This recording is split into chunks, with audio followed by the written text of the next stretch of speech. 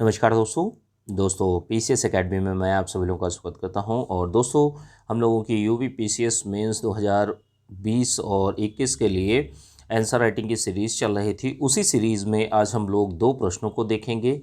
पहला प्रश्न जो होता है दोस्तों, आपका जीएस स्टैटिक जीएस का प्रश्न होता है, और दूसरा जो प्रश्न होता है वो आपका करंट अफेयर का प्रश्न होता है। तो दोनों प्रश्नों को आप लोग बहुत अच्छी तरीके से लिखने का प्रयास करिए। थोड़ी थोड़ी सी चीज़ें हैं 2021 के लिए, अगर अभी से आप लोग लिखना स्टार्ट कर देंगे। जिन लोगों का 2020 का मेंस लगा है तो आप लोग डेली आंसर राइटिंग करते रहिए, वो चाहे आपके ऑप्शनल की हो या जीएस के चारों पेपर की, हिंदी, ऐसे इन सारी चीज़ों को अच्छे से चीज़ों को करते रहिए। ठीक है। जो आज का प्रश्न है, प्रश्न आपका पेपर थर्ड का प्रश्न है। प्रश्न संख्या 241 है और 200 शब्द सीमा में इस प्रश्न को आप लोगों को लिखना है। ठीक है। प्रश्न जो ये है दोस्तों, ये यूपीएससी मेंस 2019 का प्रश्न है। ध्यान रखिएगा, यूपीएससी में आया हुआ प्रश्न है और 2019 का प्रश्न है। ठीक है।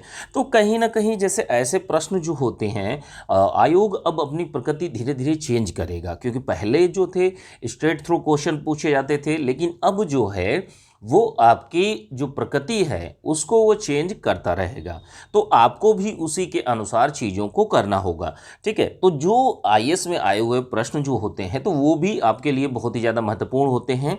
चीज़ें वही होती हैं, लेकिन पूछने का जो ढंग होगा वो अलग होगा। अब क्या होगा उसके लिए नहीं, लेकिन तो आपको क्या करना चाहिए कि ऐसे प्रश्नों को जरूर तैयार करना चाहिए। ठीक है। तो आज इस प्रश्न पर बात करेंगे। पेपर थर्ड का प्रश्न है, प्रश्न संख्या 241 है और 200 शब्द सीमा में लिखना है। इसकी पीडीएफ दोस्तों आप लोगों को यूपी पीसीएस मेंस 2020 का जो आंसर राइटिंग का ग्रुप जो चल रहा है तो उसी में मिल जाएगा। 21 के मेंस में मेंस ग्रुप में मिल जाएगा। ठीक है। तो अच्छे से चीज़ों को आप लोग लिखते रहिए। इस प्रश्न को लिखने से पहले वही सावधानियां कि जैसे जो ग्रामर की गलतियां हैं वो आपको ध्यान में रखना है। ग्रामर की गलतियां आपसे नहीं होनी चाहिए। ग्रामेटिकल मिस्टेक जो होती हैं ये आपके उत्तर को बहुत ही ज़्यादा बेकार कर देती हैं। एग्ज़ाम को ये लगता है कि बताइए, अगर ये हिंदी सही से नहीं लिख पा रहे हैं तो फिर ये चीज़ें गलत हो जाती हैं। ठीक है। और मार्क्स आपके काटे जाते हैं। तो इन चीज़ों को ध्यान में रखिए। इसके साथ में जैसे इंट्रोडक्शन पार्ट है, बॉडी पार्ट है, कंक्लूजन पार्ट है, तो तीनों में एक एक कोटेशन, कविता, श्लोक, मूवी के गीत, बोल, इन सारी चीज़ों को ऐड करिए, अच्छे से उत्तर को लिखिए। अन्य चीज़ें भी होती हैं सावधानियाँ कि जैसे कुछ डेटा, डायग्राम और फ्लो चार्ट, इन सारी चीज़ों का भी आप उपयोग करिए और अच्छे से इस प्रश्न को आप लोग लिखिए। प्रश्न को आइए देखते हैं। उदारीकरण की अवधि के दौरान, ध्यान रखिएगा, उदारीकरण की अवधि के दौरान बजट निर्माण के संदर्भों में जो लोक व्यय प्रबंधन था, ध्यान रखिएगा, लोक व्यय प्रबंधन, जो भारत सरकार जो सार्वजनिक व्यय करती है, जो व्यय का प्रबंधन करती है, तो ये भारत सरकार के समक्ष एक चुनौती है। इसको स्पष्ट करना है। प्रश्न आपसे यही पूछा जा रहा है। सबसे पहले आपको क्या बताना है कि जो सार्वजनिक व्यय प्रबंधन जो होता है तो वो क्या चीज़ है, फिर इसके बाद में सार्वजनिक व्यय प्रबंधन की चुनौतियों को बताना है, और लास्ट में इसे प्रभावी बनाने, प्रबंधन को प्रभावी बनाने के उपायों को कुछ बता दीजिए। ठीक है। तो आपका उत्तर जो है वो परिपूर्ण हो जाता है। तो सबसे पहले जो हम लोग बात करेंगे वो है सार्वजनिक व्यय प्रबंधन, जो कि सरकार के द्वारा जो सार्वजनिक व्यय किया जाता है, जो सामाजिक सेवाएं जो होती हैं तो उन पर जो व्यय किया जाता है। ठीक है। तो उसको हम उसी का मैनेजमेंट किस तरीके से होना चाहिए। अब देखिए, जो यह जो सार्वजनिक या लोक व्यय प्रबंधन जो होता है तो ये किस चीज़ के लिए होता है? यह होता है सामाजिक उद्देश्यों को हासिल करने का यह एक साधन माना जाता है। इसके माध्यम से जो हमारे सामाजिक उद्देश्य होते हैं कि भाई हमें कौन कौन सी सर्विसेज लोगों को प्रोवाइड करनी है, जैसे पेंशन का पैसा है, सब्सिडी है, जिन पर हमारी कोई वापसी नहीं होती। ध्यान रखिएगा, एक खर्चा अगर कहा जाए मोटे मोटे तौर पर कि जैसे जो अधिकारी जो होते हैं, अधिकारी वर्ग जो होता है, उसके लिए जो दिया जाने वाला पैसा हो गया, सब्सिडी हो गई, अन्य चीज़ों में जो भुगतान किया जाता है भारत सरकार के द्वारा, तो वह लोक प्रबंधन व्यय के अंतर्गत आता है। अब जैसे मान लीजिए सामाजिक सेवाएं जो हो गई, मान लीजिए कोई स्वास्थ्य बीमा योजना हो गई या अन्य सर्विसेज जो लोगों की भलाई के लिए चलाई जा रही हैं, उस पर रिटर्न में सरकार को कुछ नहीं मिलेगा। ठीक है। तो ये लोगों की सुविधाओं के लिए यह व्यय किया जाता है सरकार के द्वारा प्रत्येक वर्ष, और इसका प्रबंधन करना यही सबसे बड़ी चुनौती है। अब ये जो सार्वजनिक व्यय प्रबंधन होता है तो इसका लक्ष्य क्या होता है? लक्ष्य ये होता है कि अधिकतम सामाजिक कल्याण, यानी समाज में लोगों का कल्याण करना। इस सार्वजनिक व्यय से अधिकतम सार्वजनिक कल्याण को बढ़ावा मिल सके। इसके माध्यम से बजट का आकलन करना कि भाई जो बजट जो हमारा बजटीय प्रावधान है कि हमें कौन कौन से पूंजीगत व्यय करने होंगे, कौन कौन से चीज़ों पर व्यय करना है, कौन कौन सी चीज़ों पर नहीं करना है, ठीक है, इन सारी चीज़ों का मैनेजमेंट किया जाता है। इसके साथ में जो सामाजिक सेवाएं होती, जो लोगों के लिए सर्विसेज दी जाती, उनमें सरकार का लगने वाला पैसा कितनी जैसे मान लीजिए मनरेगा में 80,000 करोड़ रुपए बजट में प्रावधान किया गया। तो ऐसे ही अनेक योजनाओं में अनेक जो कार्यक्रम हैं उनमें भारत सरकार व्यय करती है। तो इसी का जो प्रबंधन होता है, इसी का प्रबंधन करना भारत सरकार के लिए चुनौती बना हुआ है। जो उदारीकरण प्रक्रिया जो 1991 के बाद में स्टार्ट हुई थी, वहाँ से स्टार्ट होती है, उसी के बाद से ये चुनौतियाँ बनी हुई हैं। अब एक एक चुनौती को अब हम लोग देखते हैं कि कौन कौन सी वर्तमान और पीछे की चीज़ों को भी हम लोग देखेंगे कि जैसे सार्वजनिक व्यय प्रबंधन की चुनौतियां कौन कौन सी हैं। कि जैसे देखिए जो जैसे मान लीजिए बजट है, ठीक है, इसको बनाता कौन है? भारत सरकार बनाती है, ठीक है, भारत सरकार प्रावधान करती है, नीतियां बनाती है, कौन कौन सी योजना में कितनी चीज़ें जाएंगी, ठीक है, कितना पैसा जाएगा। अब देखिए इसमें निजी क्षेत्र जो प्राइवेट सेक्टर होता है तो उसका कोई योगदान नहीं होता है। आप सोच के देखिए, क्या प्राइवेट सेक्टर इसमें योगदान करता है? नहीं करता, गवर्नमेंट करती है। तो यहां पर क्या होता है कि जो निजी क्षेत्र के निवेश जो है उसकी अपर्याप्तता को भरना होता है। अब मैनेजमेंट इस तरीके से किया जाए कि जैसे मान लीजिए जो एक निजी निवेश जो होता है, प्राइवेट इन्वेस्टमेंट जो होती है, तो उस वो जैसे अन्य संस्थानों में जो प्राइवेट इन्वेस्टमेंट आती है, लेकिन जो सरकारी विभाग है, जो बजट है, उसमें तो कहीं नहीं आती। तो वो जो एक लैक रहता है उसको पूरा करने का प्रयास किया जाता है इस बजटीय प्रबंधन से, ठीक है, व्यय का प्रबंधन करने से ही होता है। लेकिन यही एक चीज बहुत ही ज्यादा दिक्कत करती है कि भाई निजी निवेश तो हमारे यहाँ ऐसा नहीं है कि सामाजिक सेवाओं में निजी निवेश की अनुमति दी गई है या बजट में प्रावधान किया कि भाई इतना निजी निवेश बजट के माध्यम से इन योजनाओं में दिया जाएगा। तो ऐसा तो प्रावधान नहीं है। तो यही एक सबसे बड़ी चुनौती बनती है आकर कि निजी क्षेत्र के निवेश की अपर्याप्तता को भरना, यह बहुत बड़ी चुनौती साबित होती है जाकर। और क्या है कि जैसे देशों के मध्य में ट्रेड वॉर होता है, क्रूड ऑयल की कीमतों में वृद्धि होती है, तो ये सारी की सारी चीज़ें क्या हैं, सरकार के जो बजटीय आंकड़े जो होते हैं, जो अनुमान होते हैं, उनको तहस नहस कर देती है, ठीक है। जो उनका व्यय प्रणाली जो होती है, जो एक लोक व्यय प्रबंधन जो होता है, तो उसमें वो कमियां आने लगती हैं, ठीक है। तो ये जो चीज़ें हैं, ट्रेड वॉर हो गया, क्रूड ऑयल के जो हमारा कच्चा तेल जो होता है उनमें कीमतें बढ़ी मुद्रास्फीति के कारण, ठीक है। तो ये सारी चीज़ें मिलकर हमारे जो सरकार जो सार्वजनिक व्यय करती है तो उसमें एक चुनौती के रूप में साबित होती है कि अब किस तरीके से पूरा किया जाए। अगली चीज़ क्या है कि अगली चीज़ ये है कि जैसे वर्तमान पीढ़ी की आवश्यकताओं को बोझ जो है आगामी पीढ़ी पर न जाए। अब ऐसा नहीं है कि आज की डेट में हमें आवश्यकता है, किसी एक बच्चे को स्वास्थ्य सुविधाओं की आवश्यकता है, स्कूलिंग की आवश्यकता है, भाई उसको अच्छे स्कूल्स मिलने चाहिए, उन पर इन्वेस्टमेंट कौन करेगा? उस पर इन्वेस्टमेंट जो करेगा वो सरकारी विभाग करेगा। अन्य स्वास्थ्य की योजनाएं या अन्य सभी प्रकार की योजनाएं जो सरकार क्रियान्वित करती है, तो उनके माध्यम से आप सोच के देखिए कि आज की डेट में एक बच्चे को, वर्तमान पीढ़ी में उस बच्चे को वो चीज़ें मिलनी चाहिए थी सरकार के द्वारा, लेकिन वो चीज़ नहीं मिल रही। तो ये बोझ जो है अगली पीढ़ी में ट्रांसफर होगा जाकर। तो ऐसी चीज़ें भी देखी जाती हैं, तो ये भी एक बहुत बड़ी समस्या बनती है जाकर, ठीक है, कि ये जो चीज़ें हैं, ठीक है, जो सेवाएं इसी पीढ़ी में मिलनी चाहिए वो इसी में मिलनी चाहिए। ऐसा नहीं है कि उसका मैनेजमेंट करके आप अगली पीढ़ी में स्थानांतरित करें, उसका बोझ अगली पीढ़ी पर न जाने पाए।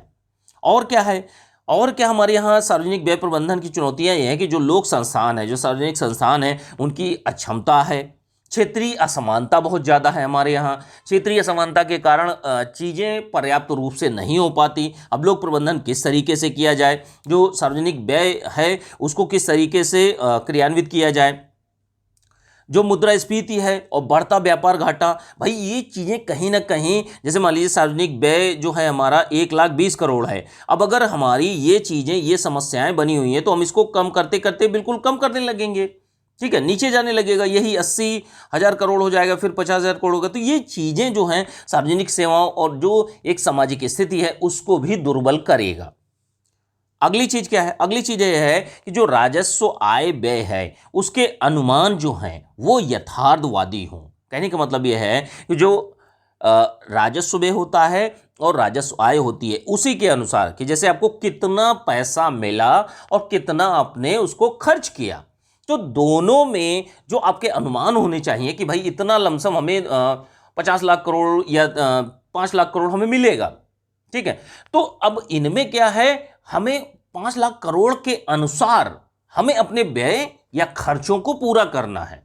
ठीक है, तो लेकिन जो अनुमान होने चाहिए वो यथार्थवादी होने चाहिए, बिल्कुल सही होने चाहिए। ठीक है, अगली चीज क्या है? अगली चीज सार्वजनिक व्यय प्रबंधन की चुनौती जो मानी जाती है तो वो है सार्वजनिक घाटा। ठीक है, जो हमारा राजकोषीय घाटा जो होता है, तो राजकोषीय घाटा जो है एक वांछित सीमा, जैसे मान लीजिए 2030 तक हम लोगों ने बनाया है कि हमारा जो राजकोषीय घाटा है 2.5 से ज़्यादा नहीं होना चाहिए। तो ऐसी चीज़ें जो है राजकोषीय घाटे को कम से कम रखने का प्रयास किया जाए, तो ऐसी चीज़ें कही जाती हैं। ठीक है, तो ये ओवरऑल में सार्वजनिक व्यय प्रबंधन की चुनौतियां हैं। अब देखिए इन चुनौतियों से निपटने के प्रभावी उपायों को भी देख लेते हैं कि जैसे जो राजस्व पूंजी का वर्गीकरण जो है इस प्रक्रिया को अपनाना चाहिए। ठीक है, कि जैसे राजस्व का वर्गीकरण किया जाता है, पूंजी का वर्गीकरण किया जाता है। ठीक है, तो इनको अलग अलग चीज़ों को अलग अलग वर्गीकृत करके इस प्रणाली को अपनाना चाहिए। और क्या है कि जैसे मान लीजिए केंद्र सरकार है और राज्य सरकार है, इनकी आवश्यकता अनुसार संसाधनों के आवंटन हेतु व्यवस्था की जानी चाहिए। ठीक है, तो ये प्रक्रियाएं जो हैं भाई सेंटर और स्टेट दोनों को ध्यान में रख के बनाई जाती हैं। जैसे मनरेगा है, मनरेगा लागू करवाती है भाई केंद्र सरकार, लेकिन जो पैसा आवंटन होता है वो तो भाई केंद्र सरकार ही करेगी ना, लेकिन लागू करवाते हैं आपके केंद्र सरकार बोलती है और इधर राज्य सरकार इसको फॉलो करते हैं। तो कहीं ना कहीं जितने भी संसाधन हैं उन चीज़ों को देखकर ही व्यय किया जाना चाहिए। अगली चीज़ क्या है? मौद्रिक नीति जो समिति होती है उसके द्वारा मुद्रास्फीति को लक्षित किया जाना चाहिए। जो हमारी मुद्रास्फीति है उसको लक्षित किया गया है और इसी चीज़ के लिए और बढ़ावा देना चाहिए कि जिससे मूल्य स्थिरता को बढ़ावा मिल सके। अगली चीज़ क्या है कि जो राजकोषीय घाटा है, जो राजकोषीय घाटा है इसको क्रमिक ढंग से मतलब धीरे धीरे हमारे राजकोषीय घाटा को कम करने का लक्ष्य सरकार को रखना चाहिए। तो ये कुछ मोटे मोटे उपाय हैं लोग व्यय प्रबंधन को प्रभावी बनाने के लिए। ठीक है, तो इस तरीके से आप लोग 200 शब्द सीमा में अच्छे से प्रश्न को आप लोग लिखिए। इसकी पीडीएफ आप लोगों को यूपीपीसीएस मेंस 2020 और 21 के पेड ग्रुप जो चल रहे हैं उनमें आप लोगों को मिल जाएगी। उसमें आपको सारी चीज़ें प्रोवाइड की गई हैं, जीएस चारों पेपर के नोट्स, वीडियोस और हिंदी एसे के नोट्स। ठीक है, तो अच्छे से चीज़ों को करते रहिए, फुल टेस्ट ये सारी चीज़ें प्रोवाइड की गई हैं। जो लोग भी अपना ज्वाइन करना चाहते हैं ग्रुप को ज्वाइन कर सकते हैं। यह आपका व्हाट्सअप नंबर है 9140085178 पर मैसेज करके जानकारी ले सकते हैं। ठीक है, आइए हम लोग दूसरे प्रश्न पर चलते हैं। दूसरा प्रश्न जो है दोस्तों वो आपका करंट अफेयर का प्रश्न है। करंट अफेयर का प्रश्न है, प्रश्न संख्या जो है 242 है और 125 शब्द सीमा में इस प्रश्न को आप लोगों को लिखना है। 125 शब्द सीमा में लिखना है, इतना ध्यान रखिएगा। अब देखिए प्रश्न को लिखने से पहले कुछ सावधानियां हैं जो उनको आप लोगों को ध्यान में रखनी होती हैं कि जैसे जो ग्रामर की गलतियां हैं वो आपसे नहीं होनी चाहिए। जैसे ग्रामर की गलतियां जो होती हैं वो आपसे नहीं होनी चाहिए। और इसके अलावा क्या है कि जैसे जो इंट्रोडक्शन पार्ट है, बॉडी पार्ट है, कंक्लूजन पार्ट है, तो तीनों में एक एक कोटेशन, कविता, श्लोक, मूवी के गीत, बोल, इन सारी चीज़ों को ऐड कर सकते हैं और अपने उत्तर को बेहतर बना सकते हैं। इसके साथ में कुछ डेटा हो गया, कुछ डायग्राम हो गया और जो अच्छे कीवर्ड और जो अच्छी चीज़ें होती हैं उसको अंडरलाइन भी करने का प्रयास करिए। ठीक है, तो अच्छे से आप लोग प्रश्न को लिखने का प्रयास करिए। अब देखिए जो आज का सेकंड क्वेश्चन है जो आपका करंट अफेयर का प्रश्न है, प्रश्न संख्या 242 है और 125 शब्दों में लिखना है। ठीक है, आइए प्रश्न को देखते हैं। प्रश्न आपका करंट अफेयर का है, अंतरिक्ष गतिविधियों में जो प्राइवेट सेक्टर है या निजी क्षेत्र है इसके भागीदारी के लाभों का वर्णन करना है। तो इतना आप लोग ध्यान रखिए। सबसे पहले अंतरिक्ष गतिविधियों में निजी क्षेत्र की भागीदारी के लाभों का वर्णन करना है, तो हमें पहले अपने भारत की स्थिति देखनी होगी कि भाई अंतरिक्ष गतिविधियों में या जो हमारी अंतरिक्ष विकास है, ठीक है, अंतरिक्ष क्षेत्र में किस तरीके से निजी क्षेत्र की भागीदारी को सुनिश्चित किया गया है। तो अब देखिए वर्तमान में अगर हम लोग देखेंगे कि भारत की स्थिति कैसी है, तो वर्तमान में केंद्र सरकार ने या भारत सरकार ने आत्मनिर्भर भारत अभियान के तहत क्या है कि अंतरिक्ष क्षेत्र में अंतरिक्ष क्षेत्र की गतिविधियों में जो निजी क्षेत्र है उसकी भागीदारी की घोषणा की गई कि भाई हर तरीके से वो चाहे उपग्रह हो गया, प्रक्षेपण यान हो गए, अंतरिक्ष क्षेत्र की सेवाएं हो गई, तो इन सब में आपका सरकारी क्षेत्र और निजी क्षेत्र दोनों को समान अवसर मिलने चाहिए। ऐसी चीज़ें कि भाई जो अंतरिक्ष क्षेत्र में जो भी रिसोर्सेज हैं उनको किस तरीके से मैनेज किया जाए। जो भी हमारे यहाँ जैसे मान लीजिए अंतरिक्ष स्टेशन है, ठीक है, या लॉन्चिंग स्टेशन है, तो उसका उपयोग सरकारी क्षेत्र भी करे और प्राइवेट सेक्टर भी करे। तो ऐसी नीतियां सरकार के द्वारा बनाई गई हैं, और जो नीतियां हैं वो एक अंतरिक्ष क्षेत्र में किस तरीके से ज़्यादा से ज़्यादा विकास हो सके, इसके लिए निजी क्षेत्र के अनुकूल नीतियों का निर्माण किया गया है।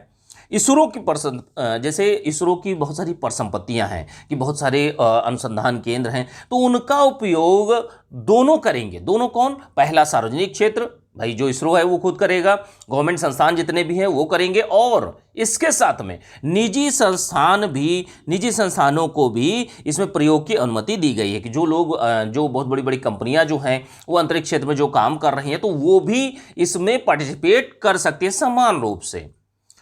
और क्या चीज़ें हैं कि जैसे मान लीजिए जो नई चीज़ों की खोज होती है, जैसे एक ग्रहों की खोज हो गई या अनुसंधान हो गया, तो इन कार्यों को भी प्राइवेट सेक्टर के लिए या निजी क्षेत्र के लिए इसको खोला गया है, ठीक है।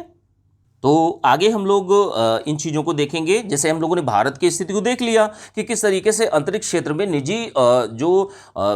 निजी खिलाड़ी हैं या प्राइवेट प्लेयर जो हैं, निजी कंपनियां जो हैं, इनकी भागीदारी को सुनिश्चित किया जाएगा। और इससे लाभ क्या होंगे कि तो अंतरिक्ष गतिविधियों में निजी क्षेत्र की भागीदारी के लाभों को अब देख लेते हैं कि जैसे देखिए नई जैसे प्राइवेट सेक्टर में क्या है, पैसा अधिक होता है, ठीक है, निवेश जो है वो लोग बहुत अच्छा आकर्षित करते हैं, नई टेक्नोलॉजी लाते हैं, तो इससे क्या होगा, नवीनतम नवाचार यानी नई जो खोजें हैं उनको क्रियान्वित किया जा सकेगा और उनसे रुझानों को भी प्राप्त करने में सहायता मिलेगी। जो हमारे संसाधन हैं, संसाधनों का अन्य कार्यों में भी प्रयोग हो सकेगा कि जैसे अभी तक क्या है, जो हमारा सार्वजनिक क्षेत्र है या गवर्नमेंट सेक्टर है, गवर्नमेंट सेक्टर में कुछ चुनिंदा संस्थान ही है जो कार्य करते हैं। अब यहाँ पर क्या है, प्राइवेट सेक्टर अगर आएगा अंतरिक्ष क्षेत्र में तो हमारे देश की उपलब्धियां बहुत और अन्य बहुत ज़्यादा बढ़ जाएंगी, ठीक है, क्योंकि इनकी जो कार्यप्रणाली है वो एक टारगेट के तहत होती है, ठीक है। तो इन चीज़ों को ध्यान रखिएगा। और हमारे यहाँ जो रिसोर्सेज हैं उनका उपयोग जो है बहुत सारे अन्य कार्यों में भी किया जा सकेगा। जो करदाता होते हैं, करदाताओं के धन पर निर्भर रहने की स्थिति में भी कमी आएगी कि जैसे मान लीजिए सार्वजनिक क्षेत्र में जैसे इसरो है, तो इसरो में पैसा सरकार लगाती, अन्य संस्थान भी लगाते हैं, ठीक है, या लोन लिया जाता है, ठीक है। तो ऐसे में क्या है, जो करदाता होते हैं तो करदाताओं के धन पर निर्भर रहने की स्थिति में भी कमी आएगी, क्योंकि जो निजी निवेश है वो उसको आकर्षित किया जाएगा, ठीक है। अगली चीज़ क्या है कि जो अंतरिक्ष क्षमताएं हैं इनका विकास करना, कि जैसे आज की डेट में हमारी क्षमता जितनी भी है वो है, ठीक है, जैसे मान लीजिए 10% है इसरो और अन्य जो संस्थाएं हैं इनके माध्यम से। अब यहीं पर इसरो के पैरेलल ही बहुत सारी संस्थाएं अगर कार्य करने लगेगी तो अंतरिक्ष क्षेत्र में हमारी गतिविधियां और बढ़ेंगी, हमारी एक अंतरिक्ष क्षमताओं का भी विकास होगा, तो ये भी एक बहुत बड़ी उपलब्धि होगी। अगली चीज़ क्या है, लोगों को रोजगार मिलेगा। आप सोच के देखिए कि बड़ी बड़ी कंपनियां अगर आएंगी तो कहीं ना कहीं वो लोगों को नौकरी भी तो देंगी, एम्प्लॉय तो रखेंगी ना कहीं। तो ऐसे में क्या है, लोग अच्छे बहुत बड़ी मात्रा में अंतरिक्ष क्षेत्र में जो शोध होता है, जो खोजें होती हैं, उन कार्यों में लगेंगे, लोगों को रोजगार मिलेगा और अच्छी खासी मात्रा में, जैसे मान लीजिए एक कंपनी है, 2 कंपनी है, अगर 100 कंपनियां काम करने लगी अंतरिक्ष क्षेत्र में, तो आप सोच के देखिए ना कि अगर एक कंपनी में 100 लोगों को रोजगार दिया जा रहा है तो आगे आप खुद काउंट कर सकते हैं, ठीक है। तो ये सारी चीजें हैं, तो रोजगार का सृजन होगा बहुत बड़ी मात्रा में। अगली चीज क्या है, भारत केंद्रित आवश्यकताओं को पूरा करना। जैसे जो निजी क्षेत्र है, देखिए टारगेट बेस चीज़ें चलती हैं, निजी कंपनियों में क्या है, टारगेट बेस चीज़ें चलती हैं। और यहाँ पर क्या होता है कि जो मतलब जो भारत है, भारत को ध्यान में रखते हुए, ऐसा नहीं है कि जो इसरो काम करता है वो भारत को ध्यान में रखकर काम नहीं करता है, नहीं, ऐसा नहीं है। लेकिन हाँ, इतना है कि जो भी चीज़ें होंगी वो इंडिया को मतलब इंडिया ओरिएंटेड होंगी। जो भारत की आवश्यकताएं हैं उनको ध्यान में रखकर अंतरिक्ष क्षेत्र का विकास किया जाएगा, जिससे जो जो भारत है उसकी अच्छे से विकास हो सके, वहाँ के लोगों का विकास हो सके। तो इन सारी चीज़ों को पूरा किया जा सकेगा अगर जो निजी क्षेत्र है वो अंतरिक्ष गतिविधियों में आता है तब। ठीक है, अभी वर्तमान में निजी क्षेत्र को भागीदारी की घोषणा नहीं करी गई थी, लेकिन अब भारत सरकार के द्वारा आत्मनिर्भर अभियान के तहत इस चीज़ की घोषणा कर दी गई है। ठीक है, तो ये हमारे देश के लिए बहुत अच्छी बात है। ठीक है, तो अच्छे से आप लोग 125 शब्द सीमा में आप लोग लिखने का प्रयास करिए। इसके पीडीएफ जो आप लोगों को यूपीपीसीएस मेंस 2020 का और 21 का जो पेड ग्रुप चल रहा है तो उसमें आप लोगों को मिल जाएगी। जो लोग भी इच्छुक हों, कोई जबरदस्ती नहीं है, जो लोग भी ग्रुप ज्वाइन करना चाहते हैं ज्वाइन कर सकते हैं। नंबर है 9140085178 पर आप लोग मैसेज करके जानकारी ले सकते हैं। ठीक है, चलिए, ठीक है, थैंक यू देखने के लिए।